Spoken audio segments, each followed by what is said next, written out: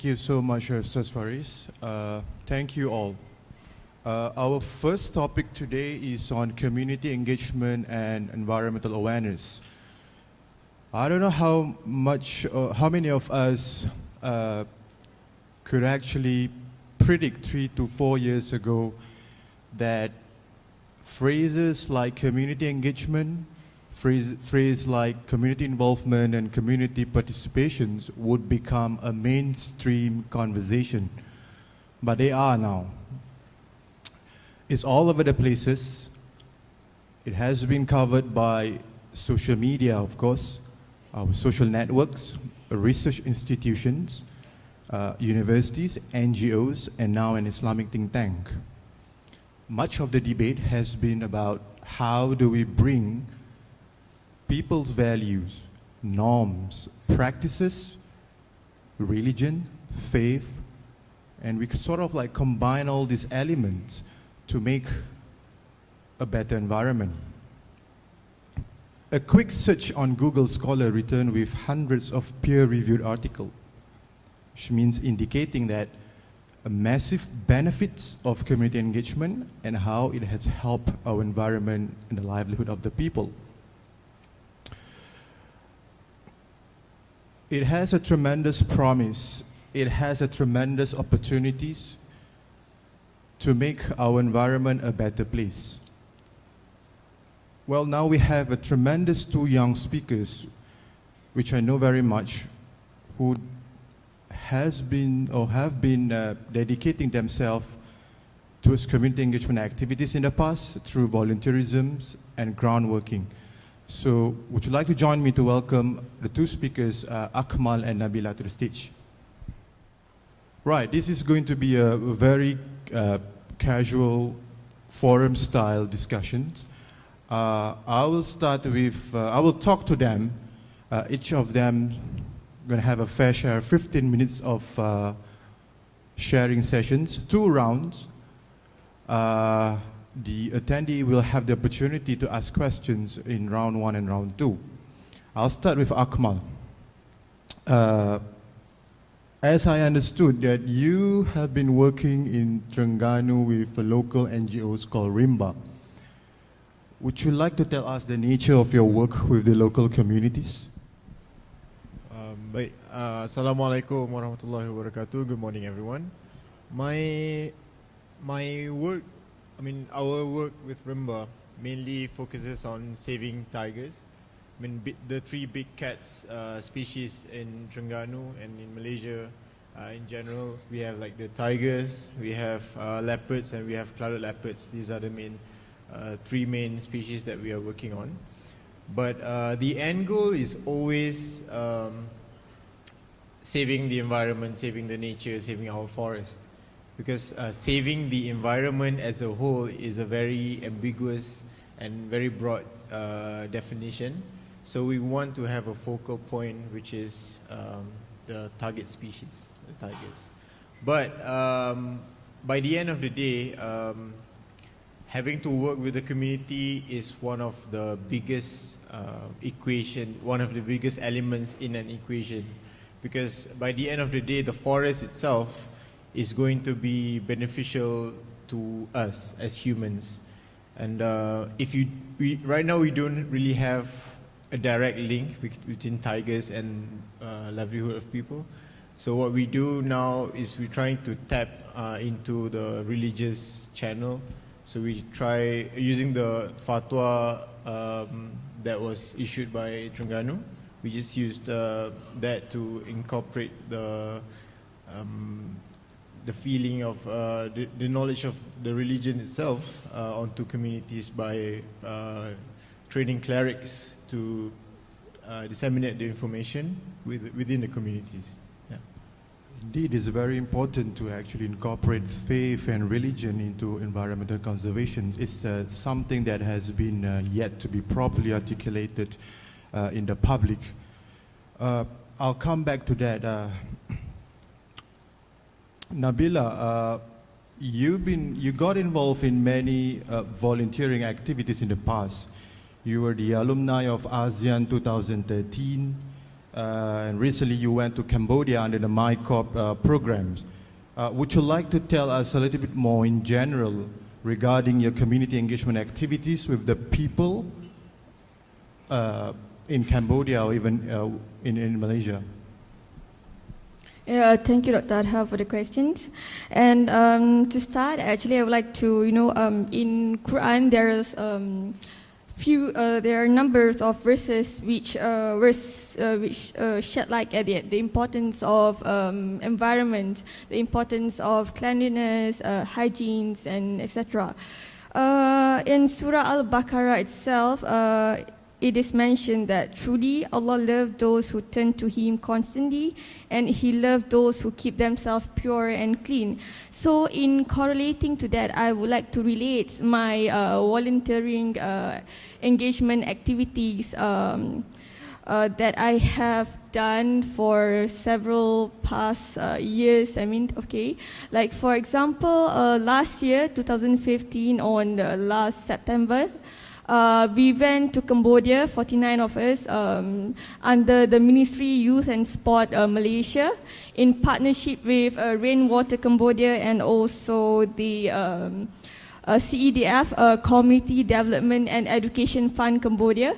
So we went there for 2.5 months, and what we did is actually promote the importance of hygiene and sanitation, and also to promote the awareness of education to the local community in Cambodia, especially in the rural areas. So what we did is that for the first month, we actually separated in 4 groups. So my group, we were stationed at the Pranyak school. So there we did 2 main projects. One is the incinerator, and the second one is the a hand washing station. So for the incinerator itself, it's a little bit a conventional technology that actually, because Cambodia is some kind of really 1950s layback of Malaysia. So incinerator is one of the technology that is quite suitable for them at this current time. So what the incinerators, what is the significance actually of the incinerators to the local community? One of it is actually to have a better management of waste disposal, to reduce amount of waste that actually reaching the environment, and also in order to help them to recycle the municipal waste disposal, so that they get a cleaner environment. And the second one is that the hand washing station itself. Did you know that diarrhea in Cambodia is one of the leading disease that actually contribute to malnutrition to the kids below 5 years old? And it is also the second leading disease that actually cause death among children that also 5 years below. So this is important. This is important? The hand washing station itself is very important for the preschool kids to actually use it and have a cleaner and better environment for them to actually have a better quality of education at their school. Okay, then the second month. The second month, our group went to Siem Reap, Anglong, Samna, Pre-Angkor, and there we built a preschool and also latrines. Okay, the preschool, everybody know, right? Cambodia was devastated by this khmer rouge in 1970s, and it is devastated, and the brutal regime itself actually, closed all schools and executed all the intellectuals, people who wear spectacles and looks like really intellectual person. They just cut them off, and because of that, they're so also, especially in rural areas, there are lack of preschool. So what we did is that we built a preschool, and the Prek Angkor Alung Sanra is actually one, if I'm not mistaken, it is one of the poorest areas in Cambodia. So we did the preschool, you know, manually without any assistance of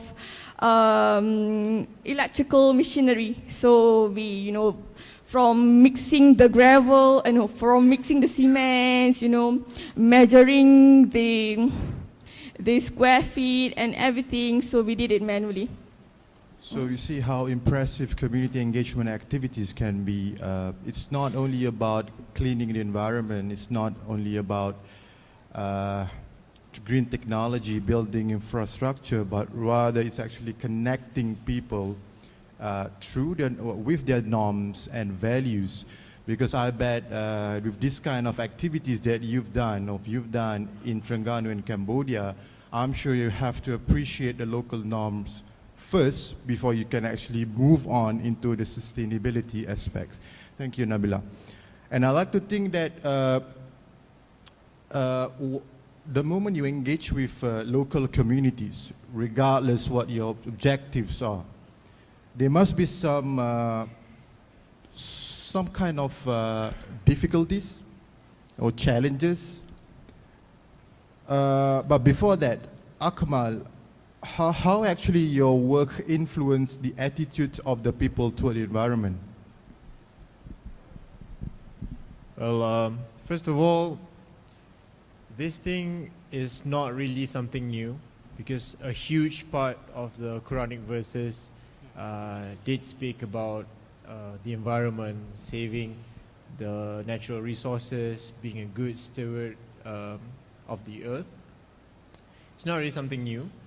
It's just that we are doing something to just highlight this urgency of saving natural resources and the environment. Well, one of the biggest challenges is that we are a very small NGO that focuses on tiger research, for example. So we don't really know how to react or how to come back with a solution for other environmental problems. So whenever we engage the community, so let me just, if you don't mind, let me just backtrack for a while. What we did in Terengganu is we train a group of Islamic clerics. We bring them into the forest to experience themselves Terengganu's natural resources, to just let them know, give them a brief idea on why we should conserve and protect the environment per se. And then with conservation knowledge, with some legislation and some other biological knowledge, we hope that whenever they come back to their own communities, back in their kampongs, back in their villages, they can just preach with ease and confidence, so that people will listen to them. So I've been back in September, in the September and August and September period. I was driving around Terengganu to just get a first observation of how things are done within the communities, how preaching sessions are done by the clerics. And out of all the sessions, this environmental problem is one of the biggest or hot topics to be discussed, because there will always be something wrong within the community. There's always waste disposal problem. We have people going into the forest. We have people hunting wild animals, which are going to impact us in a very negative way. So we are flooded with a lot of questions, a lot of problems. For example, there's a village in Setiu that is facing a lot of problems with waste management. And then whenever a discussion is being conducted in suraus or in mosques, people are going to throw you questions. People are going to give statements that will require you to come up with a solution. So coming from a very focused background, one of the biggest difficulties is that we really want to provide them with solutions. It's just that at this moment, at this current capacity, we do not have the strength or the capacity to move forward in terms of giving people solutions, environmentally speaking. Yeah. Right, thank you. Before we go to the Q&A sessions, I'd like to ask Nabilah, probably you can highlight one or two perhaps challenges that you found in Cambodia, because you don't speak the language in Cambodia. They don't speak our language. So how do you actually work with them and actually overcome those challenges? Thank you, Dr. Adha. There are several challenges that we face there. I'll just share my experience, my challenges there. Okay, I can just sum up that I have two challenges. One is that the first one is the language itself. Okay. During I was there, actually, in order to educate the awareness of environmental education, there's a little bit difficult for us. It's like, chicken and duck speaking to each other. There's, some language barrier. We know some basics of Khmer language, but they're just, limited to hi, hello, and how are you, something like that. So what we did actually is we tend to use more body language, and yeah, surprisingly, they do understand.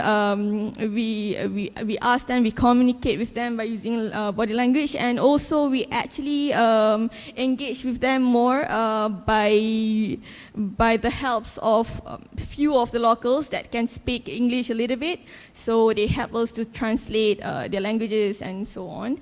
And one more challenge is that I think during the period of conducting the project itself. We sometimes we have sudden changes in the plan that we already planned. For example, like in the second month itself, we actually plan to bring in the bigger lorry, but then because of the condition of the road itself, it's not that suitable for the lorry to get inside. So what we do is that we take another approach to actually use the boat, the river, by the river. So we actually load and unload all the items that we need to do for the construction, and we just use the boat. But then after a few days, after the hustle, then we managed to find a smaller truck. Then we use that truck to actually load our things. Thank you. Well, I agree with Nabilah, because language is not a key thing in helping out people or maybe improvising the environment. It's the message, it's the manifestations that actually matters most when it comes to doing good for your beneficiaries, especially with regarding this implementation of green technology, etc., etc. So I think we've done with the first round of discussions. I would like to open up Q&A sessions to the attendees. Is there questions? Please do ask. So my question is, as we all know that it is a very good mission that we try to instill this point of volunteerism among youth. However, I think since the awareness is still not there yet, then what are your suggestions in order to instill that kind of awareness among the youth, especially?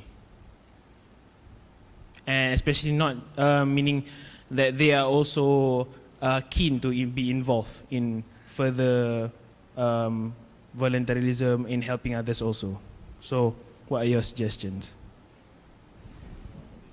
Another one, maybe the lady at the back. The purple, and then after go back to you. Assalamualaikum. My name is Ermi Johari I'm a retiree from Jabatan Pertanian. I would like to comment on the efforts to look into the sustainability of animals in the forest.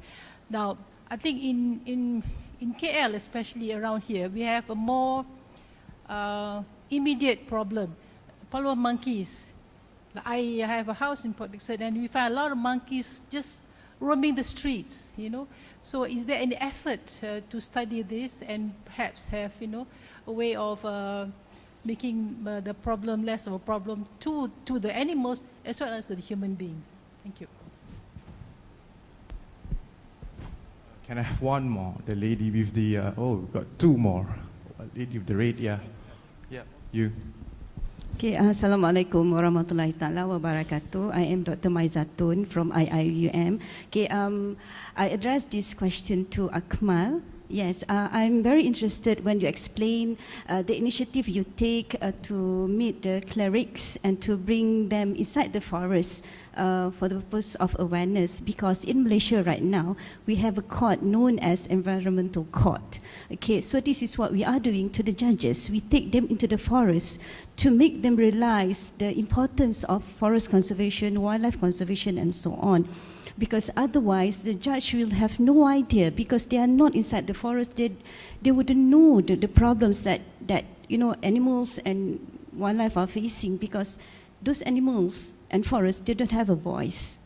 Okay, people like you that bring the voice. Okay, I want to ask you, to what extent your approach in reaching out the clerics, is it confined to Terengganu only, or do you plan to reach all over Malaysia? Because I think this is very important. Thank you.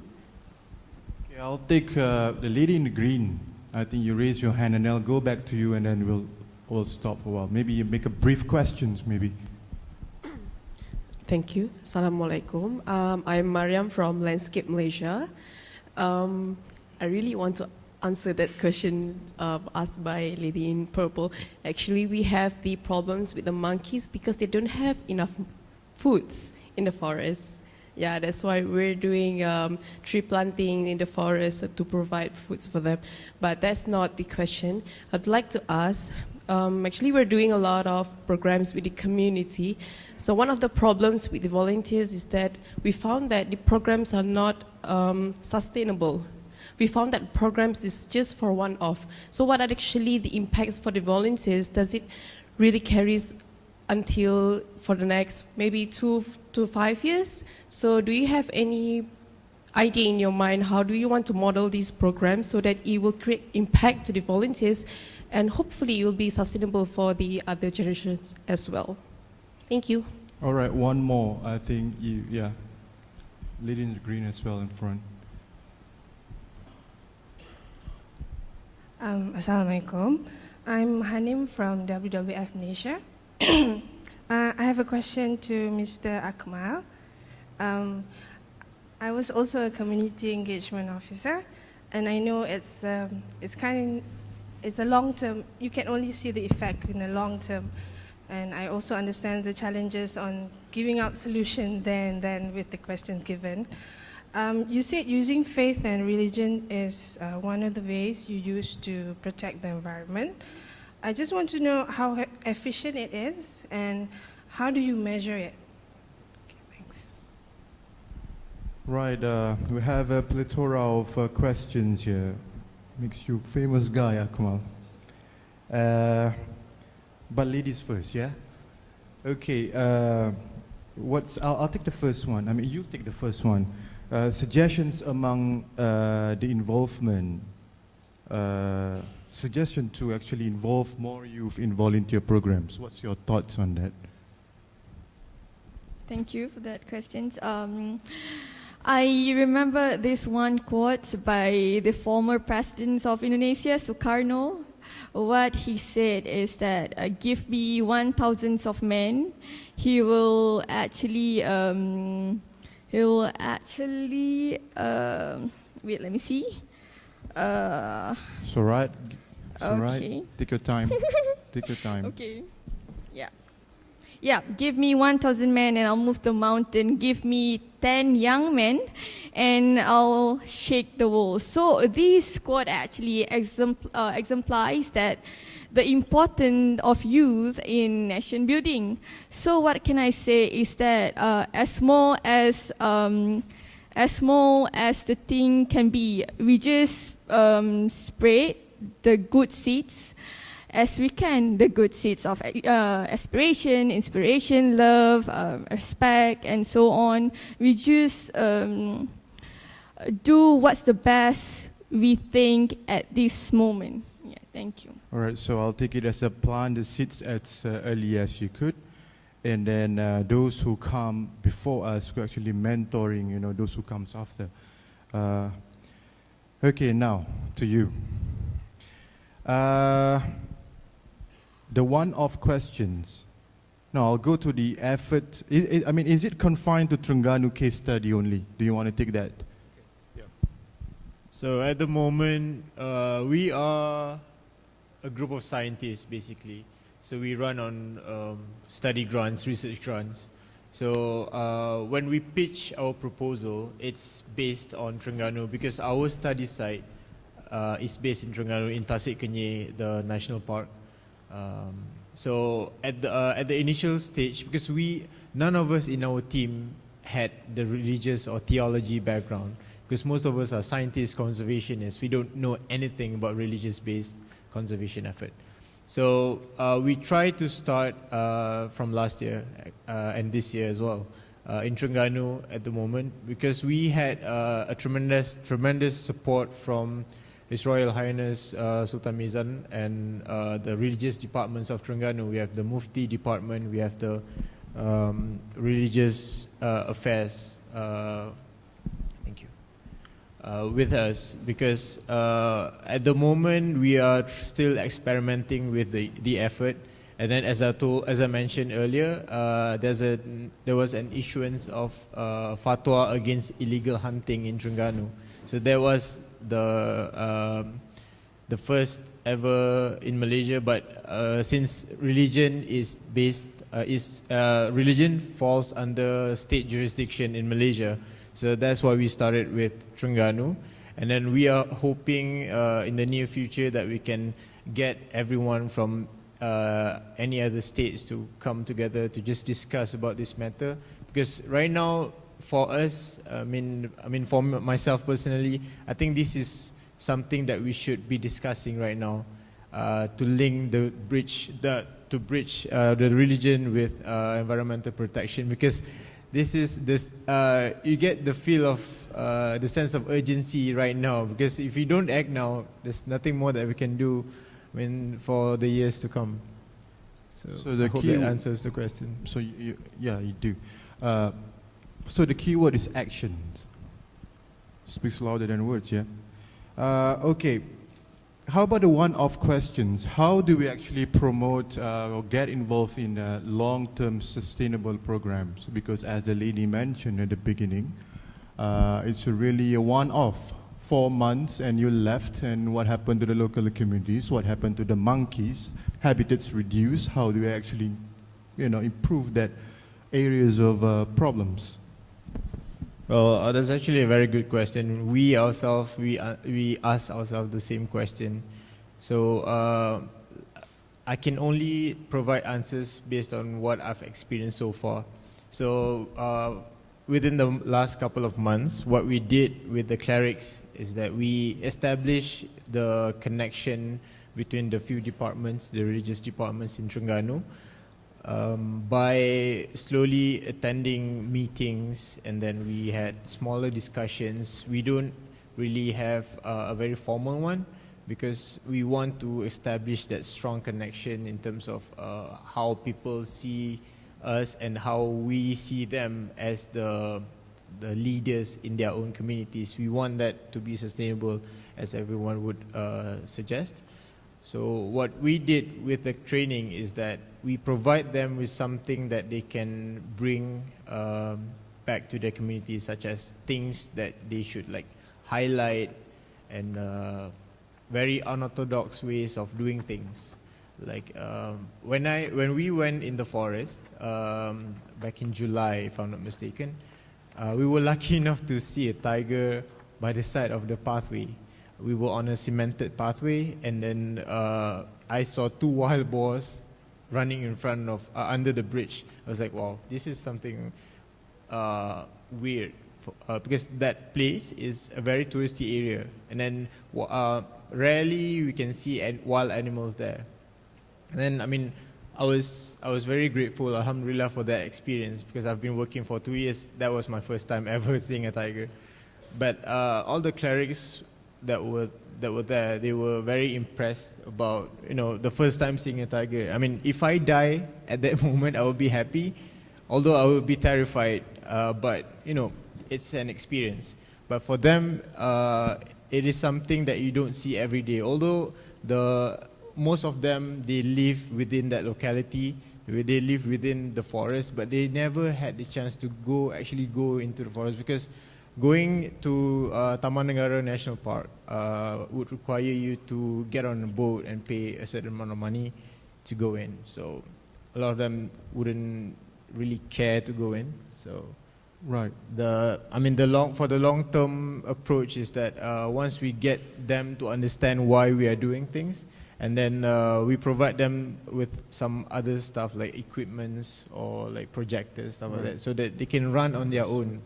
And then in the future, we would like to establish more connections with programs to just educate them to engage the communities more, because right now we don't have the capacity, but they do. So yeah, that's how. Right. Whatever you do, don't run towards the big cats, and run away if you see one. Obviously. Right. As far as you can. Okay, let's start with second round. I only have one question for each of you. Nabila, tell us a little bit more on the positive aspect of your work. Briefly, 1 or 2 points. Okay, one of the point is that actually we, by doing this community engagement, we actually empower the local community itself. For example, like, building the preschools at the Anglong Samnar area, where there are no any preschool before. So when we built the preschool, it's actually give the access to better education to the kids and also to the locals around it. I mean, like, for example, we do meet some locals that can speak English, but then it's just that they have this constraint of they are not really good in writing. So when there is a preschool, they can actually go to the preschool and actually teach the kids while they're also learning how to write and spell wording, the simple word. So this one is actually empower them. And another one, I think the program itself also promote the sustainable development, as this preschool toilet latrines, actually it's really long lasting. I mean, the building that we built will actually can be used for a long time by the local community. Point is community empowerment. Over to you, Akmal. You've done a very impressive work with the clerics at Terengganu. I think I saw Dr. Rohaiza as one of the attendees here. Do you want to raise your hand, Dr. Rohaiza? All right, so the back. My teacher, by the way. My strong support as well. Right.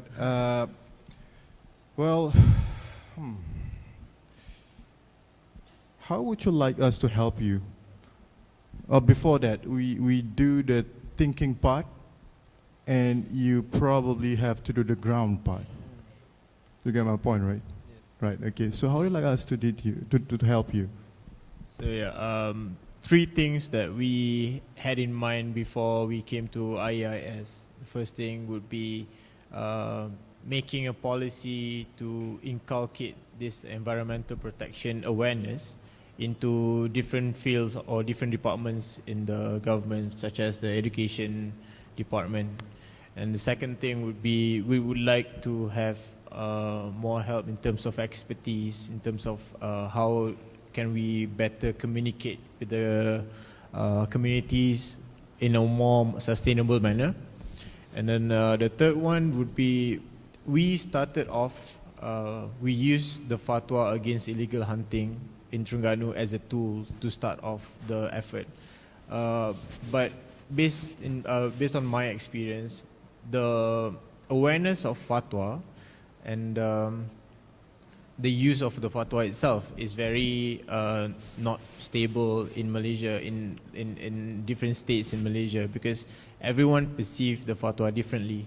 And what we would like to do in the future is that to have the fatwa being recognized by the whole nation. Like I said, religion falls under the state jurisdiction in Malaysia.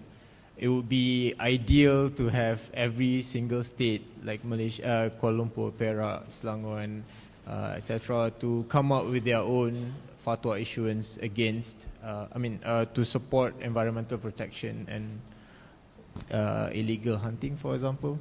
Yeah, so those are the things that we would be very grateful if we can get the help from.